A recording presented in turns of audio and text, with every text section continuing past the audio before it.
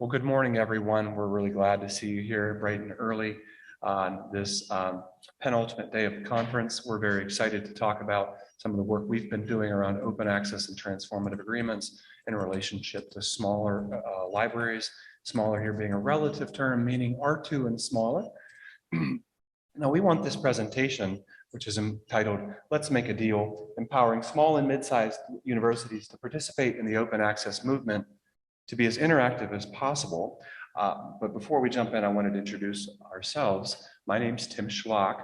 I'm co-presenter on this, and I am also one of the co-PIs for an IMLS grant we received to build a community of practice that we'll tell you about. And this is my esteemed colleague, Alexis Macklin, who's the lead presenter on this today, who's going to really dive deeper into the kind of work that we're doing. We think we're bringing a lot of innovation and innovative ideas to library land, as well as innovative methods.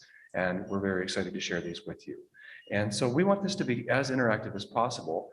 And if you could pull out your device, or if you've got your laptop loaded up, if you can load a new browser window and go to menti.com. That's Menti with an I at the end, MENTI.com. And that I'm going to switch screens briefly and launch. I'm going to launch a Menti poll where we ask you a simple question of, regarding transformative agreements and open access, you'll need to, once you get to menti.com, it asks you to enter a code. The code is rather small, and if you're just walking in now, don't worry about this code. We're going to do 2 or 3 more of these surveys as we go forward. So we're just doing a representative sampling of the audience here. As you need to enter that code at the top, 6632-5258. I'll say that one more time, 6632-5258. And it looks like we've got 13 respondents at this point. 5258. Okay. And we've also got the virtual audience chiming in too. So we'll leave this up for another moment. So it's continuing to go up. It looks like we've got a nice, actually, bell curve presenting itself, which is rather interesting. So we've got the options of are negotiating now, exploring options, and uncertain. So in the interest of time, I'm going to keep moving ahead. And I want to put the presentation back up. That worked really well. We're going to do 2 more of those. Thank you for your participation there. So we ended up getting a perfect distribution. So let's see if we can do that again. We've got a little animation moving around here. And so let's tell you a little bit about the grant. So we started off with a really big question of how can a diverse group of smaller academic libraries create a more inclusive conversation around open access, especially in regards to transformative agreements. And we came forward with the following 3 goals. 1, to identify challenges and opportunities to participate in open access, create agency for sustainable models to publish in OA journals, as well as explore new ways to work with consortia and other partners. We're using a rather, let's say, non-traditional for libraries methodology called human-centered design, also known as design thinking. It goes by several different names. We are using the Luma Institute's version of design thinking. It consists of about 35 methods, 36 methods that they've chosen from the best. And we've got a consultant on board. And what we're using these design methods to understand what open access and transformative agreements means for small and mid-sized universities.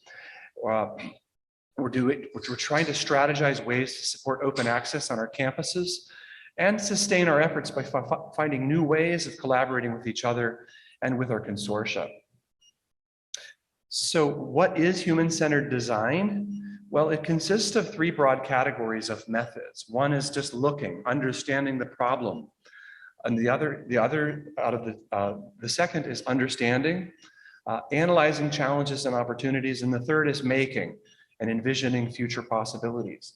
And the idea here is that it's kind of like a focus group mixed in with some group facilitation methods. And the result you get is kind of you get all of the beautiful output that you get from a focus group, but directed into the ways that you see fit. So it's really been a brilliant system. And the more we learn about it, the more effective we find it for facilitating in library land. So we're kind of glad to bring this forward. And we had initially thought of the timeline as basically this presentation when we submitted the grant in March 2020, was supposed to be our big culminating moment in the grant, but due to COVID, we've had to push our initial timeline back, and we've got most of the initial timeline up here. And we were going to build capacity in phase 1. We were going to operationalize our work, and then we were going to lay the groundwork in phase 3. And you can see we've mapped those to the phases. We're looking, understanding, and making. Yesterday, we had an in-person session with some of our teams, and I think we really crossed a threshold there. It was an amazing experience. We moved from looking to understanding previously. We're definitely in that understanding space and trying to get to making. And we came out of that with some fantastic ideas that we think are going to take us another year to wrap up. And we're going to work on this work through December 2022. So we wanted to share with you what we're doing today. We've done a lot of training in human-centered design here in phase 1. We've put the community of practice together. We've learned how to use technologies like mural boards. If you're not familiar with that, there are other tools out there as well. So these are really great virtual tools that have taken off in the virtual environment in which we've worked overall since March 2020. We've done some things like identify stakeholders. Collectively, there's an expression of, well, if you get 50 libraries or 50 library people on a call, we thought there might have been 20 stakeholders around the way a university works with open access. We discovered that there's 50 to 60 in that space. And as we start to talk about outcomes of this work, so we're going to be able to talk a little bit more about the actual work itself and moving to talk to outcomes. Of course, this changed. This little thing here showed up into our world, and our plans changed quickly. And we had to move everything into a mural environment, whereas we wanted to do it in person. I'm going to turn it over to my colleague, Alexis Macklin. Oh, keep going. Got one more. Oh, I got one more. You got one more. Oh, that's right. Tim actually started the process by asking us what keeps you up at night. So I'm not going to steal the thunder on this. So what keeps you up at night? There's a lot of need. Sometimes fear is a great motivator. Fear is a great motivator. It's not always the one you want to lead with, but that's something we've learned that can be a motivator as we do this human-centered design work. It's definitely something they say in that world. Fear is a great motivator. So what keeps you up at night? We're going to do another quick mentee. If you could go back to mentee, I'm going to put the slide up on the board and get out of present mode. How are we doing for time? You've done it. Okay. You've like a couple of minutes. Okay. That's probably not time. Yeah, we had this all mapped out in our head, and it worked really well in our head. It's working really well. It's working fine. So what keeps you up at night? The code here is 66325258, which I believe is the same one from last time. We've just advanced to the next one.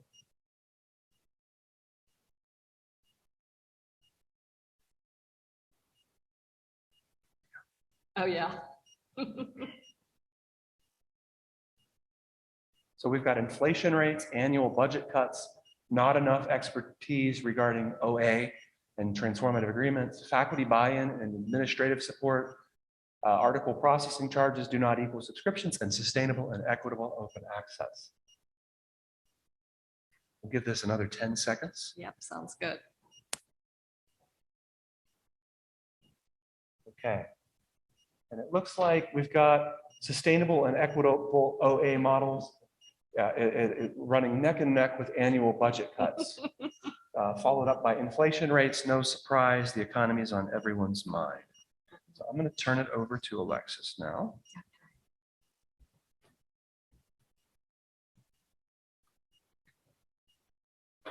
Excellent. Great, thanks, Tim. So what happened? After we got together, we pulled together our community of practice. Tim and I went back and forth. Who are we going to bring to the table? We ended up with 25 academic libraries with one R1. The majority of them were R2s. We had a couple of R3s and a few smaller libraries that wanted to be part of this conversation. And we had 5 consortia. Ultimately, we really have 3 consortia because part of MCLS is the Academic Libraries of Indiana and the private academic libraries of Indiana. So that's part of MCLS. But we had PALC on the East Coast and we had Schlak on the West Coast. So we wanted to have a broad covering of everybody. Our takeaways, no surprise based on what we just saw. Budgets are being cut dramatically and big deals are being canceled because we're trying to save money. Policies for OA might be written, but they're not implemented. And there certainly is a lack of support and a lack of buy-in that we're all feeling, either from our administrations, our faculty, just our librarians in general. So where do we go from here? The driving question, since budget was a big deal, it's our big driving question around our big deal cancellations. We started with what is the impact of our big deal cancellations? We really don't know. And quite frankly, no one has a good answer for that yet. So we don't know what the long-term outcome is going to be from this. We just know that we've had to do it to save money. And then we ask ourselves, what's the value of OA and TA on our campuses? We don't know that either. We don't know what we don't know about it. So it's a big question mark. As Tim was talking about this human-centered design approach, we call what we do recipes. When we combine different methodologies, we call them recipes. And if you want to know more, I've put up the link to the Luma Institute. Luma Workplace has a 2-week free trial. No one's paying me from Luma to say this, but it really is a fabulous way of getting to know human-centered design. And some of the ways that we were working where we were combining these recipes to have actionable items or actionable outcomes. And so we combined in this one, rose, thorn, bud, and affinity clustering. Rose, thorn, bud is like a SWOT analysis, right? You've got your strengths, your weaknesses, and your opportunities. And affinity clustering is really just clumping things together in themes and then figuring out what we want to do with those themes, what we want to prioritize for our work. We came down, after several iterations of this, we came down with really 3 buckets of areas that were really all of us were invested in, and that is budget, strategy, and culture. And in each of those, we had our positives, which is in the pink, those are our roses, things that we knew we had going on for us now, the good things. Then we had our thorns. And in all of our situations with our thorns, we had, we don't know what the increase in prices is going to be after we've canceled and we've gone on our own. We just know that we've lost leverage. We have less content. We need better data. We have competing priorities on campus and we don't even know what those priorities are. We have uncertain roles and responsibilities. Who's doing what in the OA world? Are our faculty publishing in OA journals? If so, where are they getting the money? How does that impact us when we're making decisions about what we keep and what we subscribe to moving forward? And then ultimately, in the culture area, what's holding us back are those impact factors around promotion and tenure, buy-in and support around OA. And then it's just a lot of work for us. What do we know as professionals in the field? What do we actually collectively know about open access and transformative agreements? But there are plenty of opportunities for us to grow. And in that respect, we found that our takeaways were we need to invest in training of ourselves. We need to understand this area. We need to better invest ourselves in what's going on in the scientific community. We need to gather data and we need better data than our bibliometric data that we've been using. We need more data. And we need to build relationships. We need to build our internal and our external relationships on campus. That brought us to operationalizing and understanding who our stakeholders were, who were making the decisions on our campus, and what data are they using. So our key questions here were, again, going back to who are our stakeholders? It's who are those stakeholders and what decisions are they making and how are those decisions how are we being impacted by those decisions? So we used stakeholder mapping and bullseye diagramming in this recipe. What we learned from that is there are a lot of stakeholders. There are a lot. We only put up our primary ones, the ones that we know were impacting us the strongest. But we came up with, there were at least 36 stakeholders that we came up with.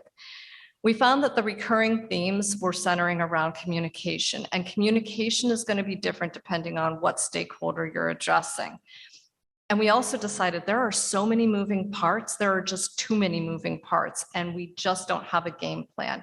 None of us, not the R1s, not the R2s, and certainly not the smaller ones. So we used bullseye diagramming to kind of try to start prioritizing our work. And when you use a bullseye diagram in human-centered design, that center, that very important, that critical area, that's tiny. And then when you get out to the very important, it gets a little bit more, like you can add a little bit more to that. And then the bigger one, you can add a lot more to it. So in critical, we came up with 3 areas. Stakeholders, we got to know who our stakeholders are. We've got to know who our partners are. We need to be able to assess our knowledge and our interest of OA and TA, and we need to be able to review our budgets and our collection strategies and align our spending to our mission and our values. Our very important would be building a knowledge base, understanding, that having our own toolkit of knowledge that we tap into to get us to the next level. We need to collect data. We need to know what data to collect. We need to align our needs to our actions and our actions to our values. We need to revisit collection development strategies, and we need to revisit our negotiation principles and contracts. Important, a long-term effort would be to invest in professional development, developing actionable communication plans. And again, like I said, communication plans per our different stakeholders, because everybody needs a different message. And then committees and task forces to actually carry out the work. So what does that look like in action? The truth of the matter is we really got stuck at this point. We just kept iterating over and over and over again. Oh my God, this problem is so big, we're never going to get out of it. And the bottom line is you got to take some action. If you want to move into the space, this is culture change. It is a huge culture shift. And if you want to get to the place of making change, take action on some level. And what I've put up here is a SMART goal that might work for my campus, but it might not work for yours. The whole idea behind this is find something that you can take an action around. And in this case, I looked at identifying stakeholders and partners. And I said, okay, what could I do on my campus today to have a SMART goal, a specific, measurable, achievable, realistic, and timely goal? And that is, I thought, well, I could do a Scopus report to determine what the actual publishing profile is at my university. I can target 5 faculty members who have high productivity in open access journals, and I can interview them to ask them, what's the value of the library in your research process? Did you even think about us? How did you use us? What impact do we have on your work? And then I can share that executive summary with my dean or my provost. So that was one thing that I committed to doing that I thought would work. And that takes us into moving us in this direction of culture change. I'm going to turn it back over to Tim, because we are literally at this conference starting the groundwork for that culture change. And Tim, take it away. So I'm going to wrap us up and take us home by talking a little bit about the importance of understanding the nature of the problems that we're working in, rather than thinking about how do we solve these problems. And I'm a big proponent of something called Polarity Management. There's a wonderful book by Barry Johnston called Polarity Management, Identify and Managing Unsolvable Problems.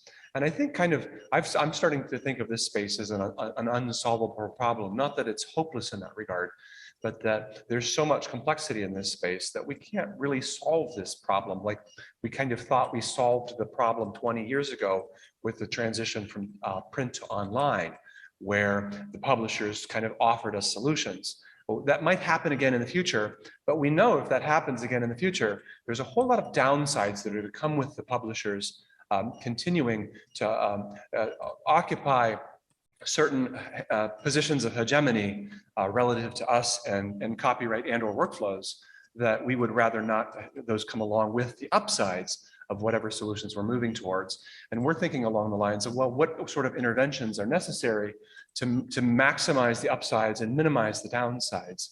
So it's not an either, it's not a either or approach that we're taking. It's a yes and approach. And to sort of lay out how this works, when we talk about culture change, polarity management is a great way to manage culture and shift culture. So the traditional ways of looking at change ask us to take this either or approach, where both and allows us to take complex problems and manage them rather than solve them. Polarities tell us where we're caught between two sides of a polarity. There's always two sides to a polarity. If you get a yes in this world, you get a no. If you get an up, you get a down. If you get an upside, you're going to get downsides. And that's just the realm we live in. And so what happens in life, and if you're a manager in the room, or anytime you kind of take on a project, you realize that we're stuck somewhere where maybe we're over-identified with one side of the polarity. I'm going to walk us through a real quick example of this. We tend to get stuck on our side of the polarity, and then we encounter people who are stuck on their side of the polarity, and we can't get along. Does that sound familiar to the national scene in this day and age? I hope it does. So for instance, think about this example. When we're caught in the downsides of thinking, the downsides are, gotta be by the mic, the downsides are on the bottom of the quadrant on the left and the right. And there's downsides, we're down here on with fear on this side.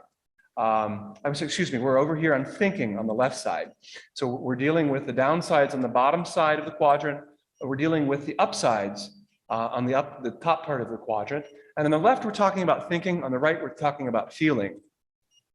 And so when we're caught in the left, bottom left quadrant, we're stuck with the downsides of thinking. Think about your organization. Maybe people complain about certain aspects of the culture. Well, it feels cold and blunt. People are critical in this organization. There's not enough, we don't think about people when we factor in decision making. We don't factor them into decision making, and there's not a lot of engagement. Well, you're stuck on the downsides of thinking, and then the answer to that in this realm that we live in called Earth is let's bring in the upside of feeling, and the upsides of feeling are like, well, what's important to people? Let's talk about those things. Let's bring those into our relationships, and we'll be harmonious that way. That would feel great. The trouble is, then you get the downsides of feeling, where you're sometimes where it's avoidance strategies take over, avoidance of conflict, reluctance to make tough decisions. So then the people who think, there's some upsides to feeling, assert themselves and say, we should move from feeling up to thinking. And we should, we're aware of cause and effect, and we see logical errors, and we're impartial and objective. And then the cycle can continue to repeat itself. And that's kind of the dance that organizations do around lots of different polarities. And we're trying to think of ourselves in a kind of polarity. So when you think about changes in academic publishing as they're happening, what can we do to drive change on our campus? I built a little polarity here that I'll walk us through. It's the same quadrant setup with the downsides on the bottom and the upsides up top. And on the left side, we have change. And on the right side, we have staying where we're at or staying put. And so you always start in the bottom left when you want to read one of these. And so let's go with total uncertainty of the model. Like transformative agreements have a lot of uncertainty around them, and they make us nervous. And so they make us nervous because we have a tried and true existing model that continues to work in some fashion to some degree for us. But we know it doesn't work totally. The longer we sit in that space in the top right, upsides of staying where we're at, the more we know the downsides of staying put. The change is coming, like it or not. And so where we're trying to figure out what we're using this is figuring out where are the different players at in this kind of polarity. And we've charted this for I have about 5 more of these. This is a very a stripped down version of this, but just trying to chart what happens when we move throughout this. How do we move throughout this? And so we don't want to be stuck in the downsides of staying put. You really want to manage this in such a way that you're maximizing the upsides. For instance, the transformative agreement model, if this community of practice model works, could promise greater inclusion of libraries, even though right now it's portending, it seems like we're headed towards some of the downsides of that change, where we could be bypassed, smaller libraries could be bypassed from the publishing the shift from read to publish. Because some of the dangers that are out there and present in some of the scenarios we're playing with. Like what happens if the publishers begin to work directly with the Office of Research and Grants, and that's where the publishing shift occurs. That shift from read to publish happens. What happens if the money that's currently in read, enough of it drops out too quickly because of cancellations, as we're trying to map that over at the consortial level to publish, and there's not enough leverage to kind of bring all of us over. So we think we're in a critical time window here where we're trying to manage a lot of this and maximize the upsides and minimize the downsides. And we think we're right at the point where we can say, we can see the forest and we can see the trees, and we've kind of got to we've got to look at both of them. We can't get lost in either one. We have to look up and down, left and right.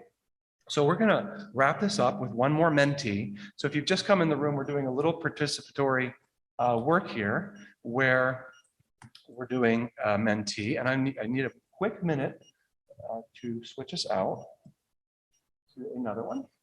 And this one may have a different code. It indeed has a different code. So you're going to have to back out and like just kind of maybe start a new session and put in the new code. I hope that's not a problem. You might have to kill that browser window and go back. You can do this on your phone. You can do this on your laptop. You just need to, with your browser, go to menti.com and plug in the code. It's 1037-2692. Again, that's 1037-2692. And so we've got, we're dead even here. So that's an interesting distribution. We've got connect with stakeholders, build OA expertise, align collections to missions and values, and collect better data. And so an interesting polarity that seems to be coming out of this, that just kind of dawned on me right now as I watch this, is the difference between engagement and engagement strategies, and then the alignment of values. And I'm not sure where this fits in there, but the data piece is part of that. Connecting with stakeholders is that warm engagement. And then that data analysis is kind of that colder piece. And I think values is something that ties that together. Anytime you talk to somebody who's very deeply invested in the space, it always comes back to values, that value statement. The California Digital Library, they've been very gracious to us. Ivy Anderson and Gunther Weibel have been very helpful in talking through much of what we've done with us. And they've talked, and others we've talked to, about the importance of having a value statement that you come back to in your negotiations, come back to in your own projects. So it's interesting to see that we're kind of ended up where we started here, with an even distribution across these 4 categories. Right about the six month mark. So you're all thinking about this currently, which is good. So that more or less wraps us up. Tim, And could you go back and put the slide that one, yours, somebody on the chat wanted to see it. Okay, well, we'll leave that up there in place of the wrap-up slide. Our slide deck will be available on slideshare.net. Yes. And that's the last slide, basically. And we're very grateful. We wanted to open it up for questions. We're very grateful for having this many people this morning. Thank you for the applause in the back. And we wanted to express our gratitude to the IMLS Foundation for their support to making all of this possible as well. And we've got a microphone. You just heard it click on in the center there. We're taking questions, I believe, via chat. Yeah, So, I'm monitoring the chat and Sandra's helping me. We welcome any questions you might have. And thank you, Sandra, for helping on the virtual side.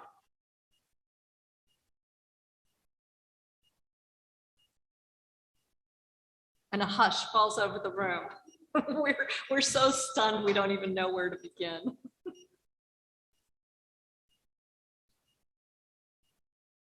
Well, let me start with this. I saw that some of you were negotiating. Does anybody want to talk about some of the experiences you might have had already?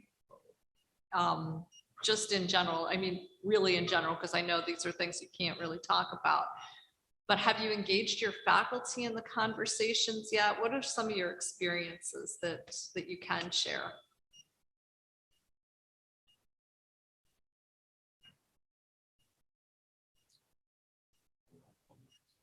I was wondering. Are you a publisher? Yeah. With great. Are you doing any work around transformative agreements yet? Yeah, that's all I can Awesome. feed myself. Yeah. So tell me a little bit about what that feels like for libraries coming to you. Are you working with libraries directly? Are you working with consortia?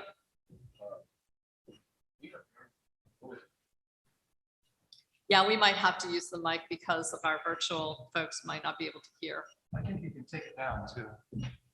This guy knows a lot more than I do, by the way. We have very, very few consortia deals Yeah. for whatever reason. So we actually are trying to do one-on-one deals with individual institutions. And actually for me, that's much more rewarding because you're not dealing with some massive entity, but real specific cases. And the basic thing we find for smaller institutions is that you probably don't get that many of our journals, very few likely getting an entire package of our journals. Yeah. And the other side of that is your authors are probably not publishing that much. Right. So the benefit, the actual OA benefit is kind of hard to pin down. Like even if you have a transformative agreement, it's not that clear that it's going to be taken up by your authors, how those read and publish fees get balanced, et cetera, et cetera. I don't have a lot of completed deals. I have a lot of works in negotiation. Yeah. Like I said, this fellow here is from ACM, and you've done. Oh, ACM is represented in the House. Okay.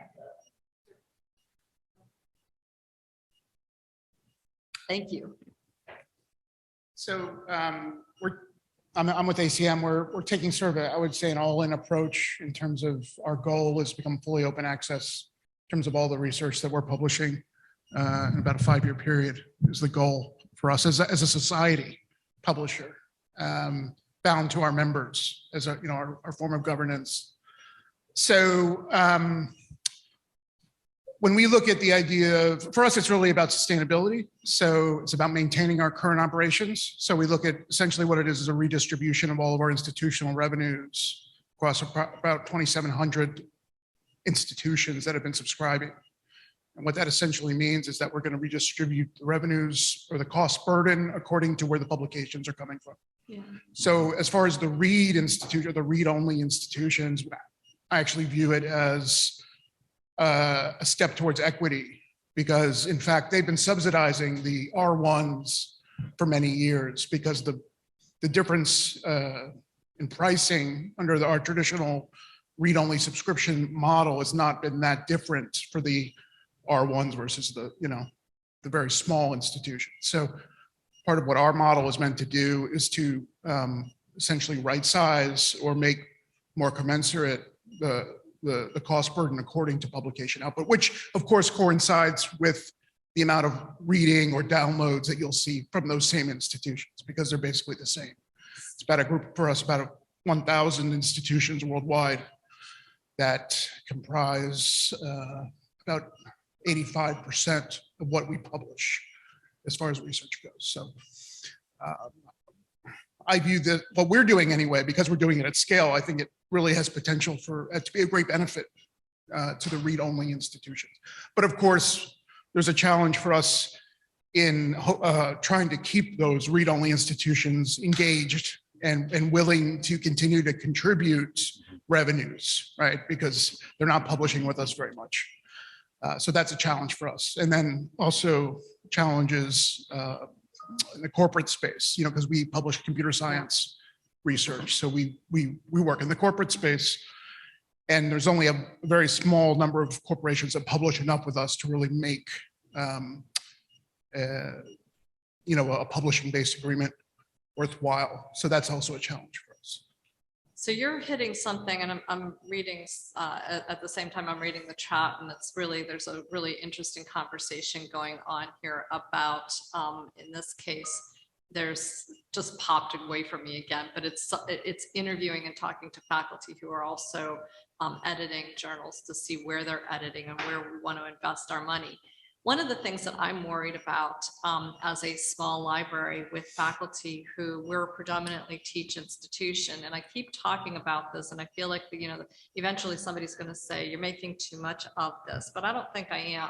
What I'm worried about is that we're moving in the direction of open access and these transformative agreements that are benefiting the research institutions, as they rightly should. But does it get to a place where the costs, where the APCs are so high that they've priced us out, that they've priced out small, and I think you were getting to this when you were talking about right sizing. Are we going to be priced out of it so that my faculty can't even afford to publish, period? I'm not talking about publishing even in the higher end journals, which is already challenging, but I am concerned about that. And then what happens to the equity model? And at that point, equity falls apart. And I want to know, how are we, I'm really pretty passionate about how are we going to sustain this and make it equitable? It can't just be revenue generating. It can't just be, because what if you could sit back and say, well, all the read institutions, you're benefiting from this, but to what? If I'm going to read, I'm going to download stuff to do my research, but if I can't publish anywhere, what difference does it make if I can read it? So I'll say that our model, actually, one of the things, we actually worked with CDL and a couple of others for a couple of years, actually put our model together. One of the things our model does is totally move away from the APC model entirely. So it provides a flat fee for a license for unlimited open access publishing with us, regardless of your historical output. I mean, your historical output is what determines what your tier is and what your price is per year, but the price is fixed. Once you're in the license, you have unlimited publishing rights, regardless of if you publish 0 articles with us over the last 5 years. You still get that same benefit. So we hope to avoid that kind of problem that you face with the per article based models. This is really great conversation. It's really exciting to have publishers representing, talking from the other side of the aisle about the exact things we've been talking about, where we're talking about. Yesterday, this idea came up of, we need a model that blends for-profit publishing and nonprofit approaches to librarianship and open access. And there's a couple, we'll throw ACM into that ring now too, that there's a couple of publishers in this space who are just saying, let's figure this thing out. Let's get out there and figure out how this, because it's a smart approach because the market's shifting. And there's a couple of publishers out there who say, this is the way it's going to get done. I'm not going to name any names. This is the way it's going to get done. And you're going to work this way. And this is the model you're going to build on. And, we think that the leverage isn't at the consortial level. We went into this thinking the leverage is actually at the meta consortial level. And that's, if you're familiar with sort of consortia 3.0 kind of thinking around a consortia plus their membership, consortia plural, multiple consortia working together, plus their memberships working together in new collaborative models, plus grant funding at times. It is a viable alternative to what the second wave of consortia kind of library solutions were, which are the things we pay for and lease that we now think of as legacy systems. So we're thinking of like the fourth wave here could be like at a meta consortial level. If I could just add one thing. So as far as ACM is concerned, we're a society publisher, we're a membership-based organization. A lot of what we've done in terms of the work towards becoming fully open access has been driven by our membership, which actually governs us. So there's that sort of factor that's in play for us. And so a lot of the work that I've been doing and the group I'm working with at HQ for ACM is how do we accommodate this governance that we're getting, from our membership, and how do we do it in a sustainable way? Because that's ultimately our ultimate responsibility. But there's also benefit to us. We also see the benefit, of course, in becoming fully open access as far as our mission in terms of furthering the science and great benefit to authors. And we've been thinking along a 5-10 year framework. It was interesting. You said 5 years. We think in 10 years, the problem is going to be solved, like mostly. But how does it get solved? How does it get worked out in the meantime? Who charges ahead? Who gets left behind? Those are the critical questions where we want to make sure smaller libraries are getting some of those upsides and fewer of those downsides as we make these movements, as well as it's a critical moment for smaller libraries. And sometimes when we say smaller, we know what we mean here. We know that R2s and R1s are going to persist as libraries. But when you start talking about smaller libraries of 5 or 10 people, Well, what happens through attrition when faculty lines are cut, there's a retirement, those just get absorbed.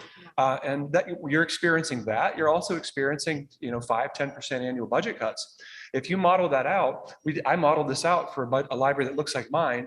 If we experience 5% budget increases for every subscription between now and the next and 10 years from now, for our largest we will only have our largest subscription left.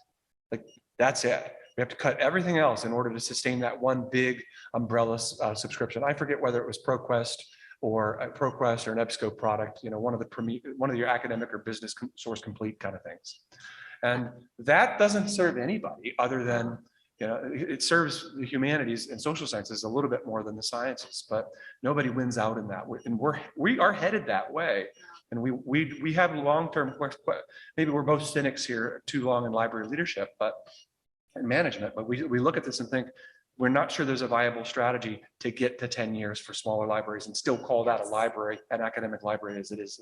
I'm actually worried about it from the R1 perspective as well, because I do see a time whenever we could be bypassed. And while you're saving all that money, now that you've cut your journal subscriptions, what's the value proposition now that your collections have shrunk down?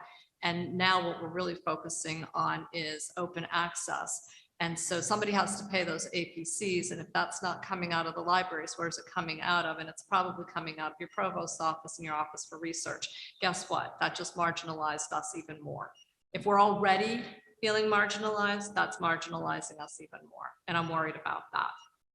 I think we have time for one more question and then we'll have to wrap it up. Thank you everyone for your patience. No, I think they cut us off in the chat. So I just told the folks in chat, join us for an online forum at some point, because I think this conversation needs to continue. Come on down. Okay, I have all the thoughts in the world. I am an R1, so I just kind of wanted to hear what y'all are talking about. I'm really thinking a lot about collaboration on campus. I hear what y'all are saying about the attrition or the attrition of interest in the library, or maybe even lines going away and the library shrinking. But I think so much, and I have such a hard time with this on my campus, is getting together with those other units to get the functions done. Yeah. I don't particularly care if my budget shrinks doing the collection so that other people can get this work done. Yeah. I don't care. I want to work with all of the people on campus together, and I cannot make any headway about that at all. Colleen asked almost exactly that same question, and that's the one I said, we need to keep this conversation going, because that's where we're getting hung up, right? We are really we don't even know who our partners could be. And she asked, well, what questions did you ask of your faculty? The truth of the matter is, it was just a handful of them, and you just sit them down and have a conversation. But we haven't even done that because we don't know. If we had a list of interview questions that we all went out and asked our faculty members, guess what? I thought we would have a really, really, really, really amazing white paper. And Ithaca, look out. I'm jealous that smaller schools might have more contact with their faculty, because we've got bazillions of faculty and I just can't get to them. So one person, right? Yeah. Yeah. Okay, yeah. Thanks. I do think this is a conversation worth continuing. So if you want to put our last slide up with how to get a hold of us. So I do have the Slideshare, the slide deck under my name, Alexis Smith Macklin. But feel free to contact Tim or me if you want to continue the conversation. I know the next wave of conversations we want to have with our community of practice would like to invite publishers to the table. So if there are publishers in the house that want to have the conversation with a team of consortia, our consortia and our cohort model, we would love to be hearing from you, because we want to know, we are just embarking on what we don't know. We're uncovering the questions of what do we know and what don't we know. And we just are so grateful for you being here and your interest, and thanks for listening to us. Thank you.